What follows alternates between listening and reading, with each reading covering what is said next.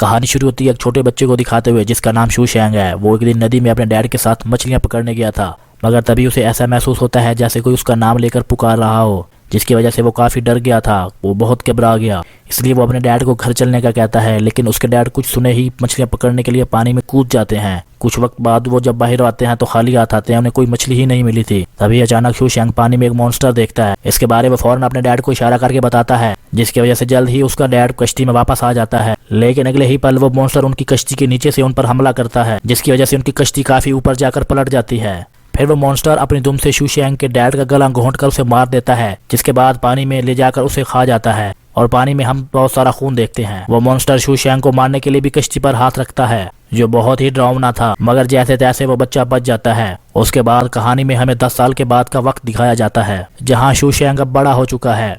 वो अपने गांव के लोगों के साथ रहता है, जिसमें टोटल 40 से 50 लोग शामिल थे। उस गांव में एक बूढ़ा आदमी था जिसे सब लोग अपना सीनियर समझते थे और उसे अंकल बोला करते थे। उसका यकीन भी था कि पानी में कुछ खतरनाक चीज रहती है। गांव को लोगों को बहुत सारे सालों से वो मॉन्स्टर के बारे में बताता आ रहा है। अगले सीन में हम एक लड़की को देखते हैं जो अपने डैड और छोटे भाई के साथ रहती है। गांव के काफी लोग उसे पसंद भी करते हैं, खास तौर पर शू शेंग, क्योंकि वो उससे प्यार करता था। उस लड़की का नाम लैन होता है और लैन का बाप शू शेंग से कहता है कि वो उसकी बेटी से दूर रहा करे। वहाँ एक आदमी दौड़ता हुआ आता है और बताता है कि नदी के किनारे एक लाश मिली है। वो लोग वहाँ जाकर देखते हैं कि लाश की हालत बहुत बुरी है, उसका सर ही नहीं है। वो अंकल कहते हैं बहुत बुरा हुआ है, आखिर जिस बात का डर था वही हुआ। ये काम पानी के देवता ने किया है, जो बहुत ज्यादा खतरनाक है। वो वापस आ चुका है, किसी को नहीं छोड़ेगा। अब वो एक के बाद एक करके वो सबको मौत के घाट उतारेगा। ये बातें सुनकर गांव का एक आदमी कहता है कि फिर आप ही हमें इस चीज का कोई हल बताएं जिससे हम उसको रोक सके और उसे शांत करा सकें।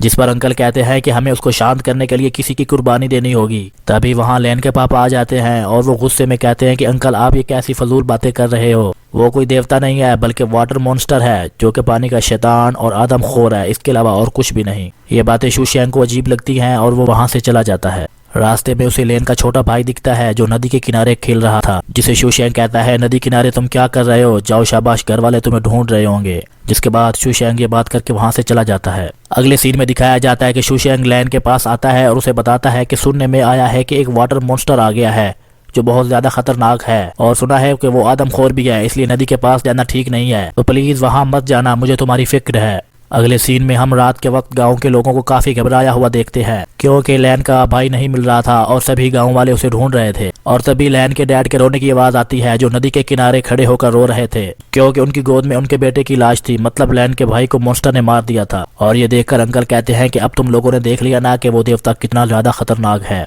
और इसलिए हमें अब कुर्बानी लाजमी देना होगी, जिससे हमारी जान छूटेगी। अगले दिन हम देखते हैं कि वो एक जानवर का सर और एक मछली लेकर उसकी पूजा कर रहे थे। शू शेंग अपने दोस्त के साथ दूर बैठा ये नजारा देख रहा था, मगर उसकी समझ से ये बाहर था कि ये लोग क्या कर रहे हैं। और तभी वहाँ लैन के डैड आ जाते हैं और टांग मार मार कर सभी चीजों को गिरा देते हैं और उनका सारा सामान तोड़ देते हैं। और अंकल ये सब देखकर घबरा जाते हैं और कहते हैं प्लीज शांत हो जाओ, ये सब ठीक नहीं है। क्या तुम हमारी जान के दुश्मन बन गए हो? तुम्हारी वजह से गांव के सारे लोग मारे जाएंगे। असल में लैन के डैड जी इसलिए कर रहे थे कि वो इन चीजों पर यकीन नहीं करते थे, और फिर जब अंकल और गांव के सरदार आपस में बात कर रहे थे तो उन्हें लोगों की आवाज सुनाई देने लगती है, इसलिए वो जल्दी से नदी के किनारे जाते हैं। यहाँ आकर देखते हैं कि लैन के डैड नदी किनारे उस मॉन्स्टर को मारने के लिए पानी में बॉम्ब बारूद फेंक रहे हैं। गांव के लोग उन्हें चिल्ला चिल्ला कर ये सब करने से मना करते हैं और उसे फौरन बाहर आने का कहते हैं, मगर वो किसी की एक नहीं सुनता और उल्टा गांव वालों पर ही गुस्सा करने लगता है, जिसकी वजह से गांव वाले उसे जबरदस्ती पकड़कर खंबे के साथ बांध देते हैं। तभी शू शेंग लोग भी वहां आ जाते हैं और उससे कहते हैं कि बेशक आप बहादुर हैं पर आप अकेले उससे नहीं लड़ सकते। ये बात सुनकर उसको गुस्सा आ गया और उसने शू शेंग को डांट कर वहां से भगा दिया। फिर रात हो चुकी थी और हम पानी में हलचल होती देख रहे थे,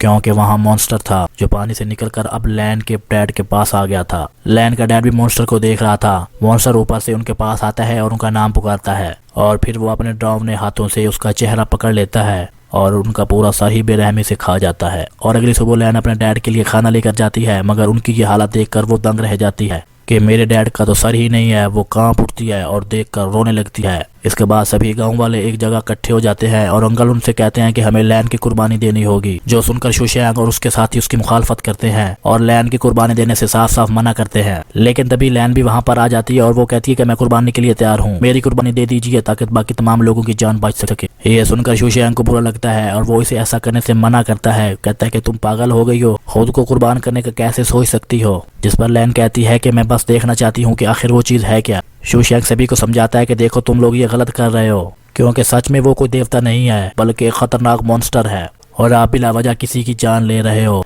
और शूशैंग अंकल पर भी गुस्सा होता है कि तुम लोगों को अजीबोगरीब मनगढ़ंत कहानियां सुनाकर उनका दिमाग खराब कर रहे हो। जिसके बाद गांव वाले शूशैंग को पकड़ कर ले जाते हैं और फिर जब रात होती है तो शूशैंग लैन के पास आता है और उसे समझाने लगता है कि देखो जो तुम कर रही हो सरासर गलत है और बेफजूल है, तुम्हारा फैसला बिल्कुल भी ठीक नहीं है। तुम ऐसा करो, मेरे साथ भाग चलो, हम वहां जाएंगे जहां ये गांव वाले और मॉन्स्टर हमें कभी भी ढूंढ नहीं पाएगा। इस पर लैन मना करती है और वो कहती है मेरे डैड ही सब कुछ थे मेरे लिए, अब वो नहीं रहे और अब मुझे जीने का कोई शौक नहीं है और मैं बस उस मॉन्स्टर से अपने डैड की मौत का बदला लेना चाहती हूँ। तुम प्लीज यहाँ से चले जाओ। ये सुनकर शूशैंग वहाँ से चला जाता है और फैसला करता है कि अब चाहे कुछ भी हो जाए मैं ही उस मॉन्स्टर से बदला लूंगा और उसे मारूंगा। अगले सीन में वो एक बॉक्स को खोलता है जिसके अंदर एक हथियार था जो कभी उसके डैड का था। अब काफी दिन गुजर जाते हैं जहाँ शूशैंग उस मॉन्स्टर को मारने के लिए प्रैक्टिस कर रहा था। इसके अलावा वो अपने घर में एक ट्रैप यानी जाल भी लगाता है ताकि वो मॉन्स्टर को पकड़ सके। ये सब वो अपने दोस्तों की मदद से कर रहा था। फिर वो अपने दूसरे साथी के पास जाता है मदद मांगने। मुझे कुछ लोग चाहिए जो मेरा साथ दें उस मॉन्स्टर से लड़ने के लिए, उसे मारने के लिए। फिर उसका दोस्त बाकी लोगों से मिलवाता है जो उसके साथ चलने के लिए तैयार हो जाते हैं। अगले सीन में हम देखते हैं कि सभी गांव वाले नदी किनारे इकट्ठे थे और लैन को कश्ती में बिठाकर नदी के एक किनारे से दूसरे किनारे की तरफ भेज रहे थे। लैन ने अपने साथ एक चाकू भी रखा हुआ था ताकि वो मॉन्स्टर का मुकाबला कर सके, पर ये उसकी भूल थी। फिर शूशैंग वहाँ अपने साथियों के साथ आ जाता है और फिर से गांव वालों को बताता है कि वो कोई देवता नहीं है जिसके लिए हम अपने गांव के खूबसूरत लोगों की कुर्बानी दें, बल्कि वो एक शैतान है। हमें उससे लड़ना चाहिए, उसका मुकाबला करना चाहिए। मुझे ये बात इसलिए पता है क्योंकि मेरे डैड को उसी मॉन्स्टर ने मारा था और गांव के बहुत सारे लोगों को भी। इसलिए आप लोग समझदारी से काम लें और मेरा साथ दें ताकि हम एक होकर उसे लड़ सकें और उसे मार सकें। पर गाँव वाले उसकी बातें चुपचाप तो सुन लेते हैं पर साथ देने के लिए आगे कोई नहीं बढ़ता। और फिर कुछ देर बाद तभी वहाँ खड़े कुछ लोग उसका साथ देने के लिए तैयार हो जाते हैं। अब कुछ देर बाद वो सब लोग वहाँ इकट्ठा होकर उस मॉन्स्टर को पकड़ने का प्लान बनाते हैं। शूशैंग पानी में कुछ मांस के टुकड़े फेंकता है और कहता है कि कोई हलचल हो तो मुझे बताना और जंजीर को ऊपर खींच लेना। ये सुनकर सब लोग अलर्ट होकर खड़े हो जाते हैं। उन्होंने मुसलसल पानी पर अपनी नजरें टिकाई हुई थी क्योंकि उनका मानना था कि मॉन्स्टर कभी भी बाहर आ सकता है। और तभी पानी में अचानक हलचल महसूस होती है और उनका साथी जल्दी से जंजीर ऊपर खींचने लगता है। ये सुनकर सब लोग अलर्ट होकर खड़े हो जाते हैं और शूशैंग भी उसकी मदद करता है और वो पूरी जंजीर ऊपर खींच लेते हैं। और जब देखते हैं कि जंजीर पर मांस ही नहीं है तो वो समझ जाते हैं कि मॉन्स्टर आ चुका है। शूशैंग का एक साथी पूछता है कि क्या मैं पानी में जाकर चेक करूं कि क्या वाकई ही मॉन्स्टर आ चुका है, तो शूशैंग उसे मना कर देता है। पर फिर भी वो इसकी बात नहीं मानता और चेक करने पानी में चला जाता है। और आखिर इतनी मेहनत के बाद वो उसे जाल में पकड़ ही लेते हैं, मगर वो इतना ताकतवर था कि वो लोग उसे ज्यादा देर तक रोक नहीं पाए थे। वो अपनी जान बचाने के लिए वापस पानी में चला जाता है। अब रात हो चुकी थी और वो सारे लोग शूशैंग के घर पर ही रुके थे। उनमें बहुत सारे लोग इस जंग को यहीं पर खत्म करने की बात करते हैं। और तभी एक आदमी वहाँ से चला भी जाता है, मगर जैसे वो एक पेड़ के पास पहुँचता है तो वाटर मॉन्स्टर ऊपर से हमला करके उसकी जान ले लेता है। और उसके बाद वो उनके घर तक भी आ गया था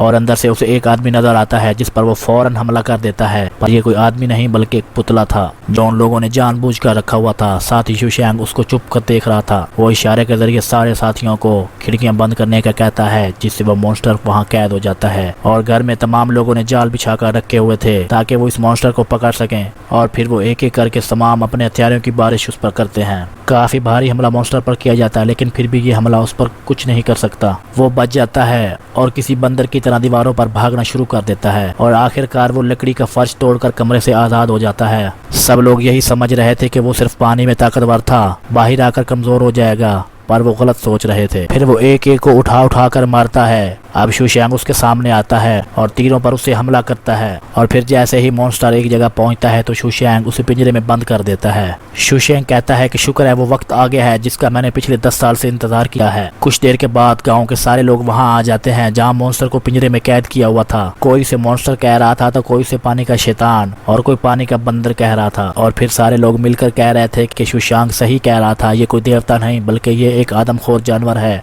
और कुछ नहीं। वो शूशैंग को अपना हीरो कहते हैं और उसके लिए नारे लगाते हैं और उसकी काफी वाह करते हैं। और तभी अंकल वहाँ आ जाते हैं और रोते हुए कहते हैं कि ये तुम सब ठीक नहीं कर रहे, शूशैंग की इस हरकत की वजह से हम सब मारे जाएंगे। मगर अब गांव वाले भी अंकल की बात पर ध्यान नहीं दे रहे थे। इसके बाद वो इस खुशी के मौके पर जश्न की तैयारी करते हैं। गांव का सरदार कहता है कि इस मॉन्स्टर का कल देखेंगे, अभी फिलहाल तुम लोग सब जाओ और मजे की नींद लो और खूब इंजॉय करो। इसके बाद सभी लोग जश्न मनाने लगते हैं। वो सब बहुत खुश नजर आ रहे थे। उधर शूशैंग लैन को शादी के लिए पूछता है, इस पर वो मान जाती है। दोनों ही खुश थे क्योंकि अब वो सारी जिंदगी एक दूसरे के साथ गुजारना चाहते थे और आज वो साथ भी थे। और फिर अचानक अंकल पिंजरे के पास जाता है तो उसकी आंखें खुलती हैं और वो देखता है कि मॉन्स्टर पिंजरे में नहीं है और वो वहां से गायब है। फिर जैसे ही पीछे मुड़कर देखता है तो वो मॉन्स्टर उसके सामने खड़ा होता है और वो फिर उसके करीब आने लगता है और देखते ही देखते उसका जिस्म चीर कर 2 टुकड़े कर देता है और अलग अलग करके फेंक देता है। सारे गाँव वाले नशे में पूरी तरह बेहोश पड़े थे, जिसका फायदा उठाकर मॉन्स्टर सभी को मारकर खा जाता है। उसके बाद शूशैंग का भाई आकर पीछे की तरफ से मॉन्स्टर पर कुछ खाने का फेंकता है। उसे चिढ़ाते हुए कहता है कि मैं तुमसे नहीं डरता, तुम मेरा कुछ नहीं बिगाड़ सकते।